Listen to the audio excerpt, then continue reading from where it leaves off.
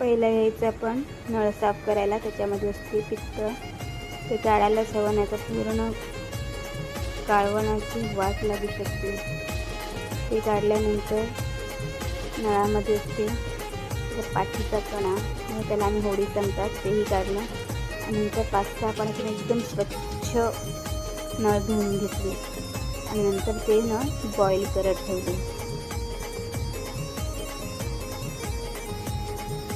हे बघा, छानपैकी नळ बॉईल झाले. नंतर पप्पांना कामाला लावलं आणि काठी आणि लाकडाचं गावठण घेतलं आणि मस्त बारीक बारीक चॉप करायला सांगितलं.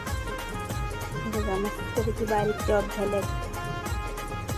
आणि नंतर आलं, मिरची, लसणाची पेस्ट, बटाटा आणि आपलं खोबरं तयार आहे. आणि नंतर टोप घेतलं, त्यात तेल टाकलं, त्यावर आलं, मिरची, लसणाची पेस्ट टाकली आणि आपली हळद आणि घरगुती मसाला टाकला. तो व्यवस्थित शिजवून घेतला. शिजवून घेतल्यानंतर आपण बारीक केलेले चॉप टाकले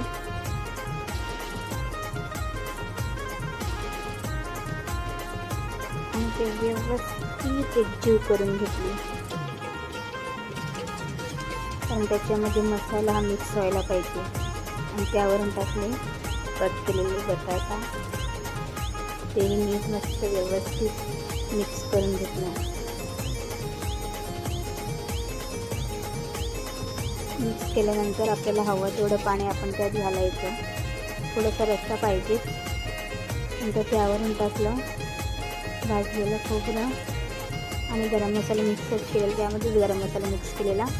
आणि नंतर चवीनुसार मीठ टाकलं. मीठ टाकल्यानंतर ते शिजवत ठेवलं. बटाटा शिजल्यानंतर त्यावरून टाकले पेठे. जसं आपलं तयार आहे नळाचा खिमा.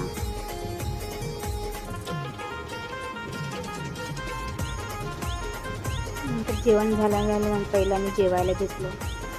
इतकी भूक लागलेली काय सांगू, खूपच छान झालेला. कसा वाटला तुम्हाला?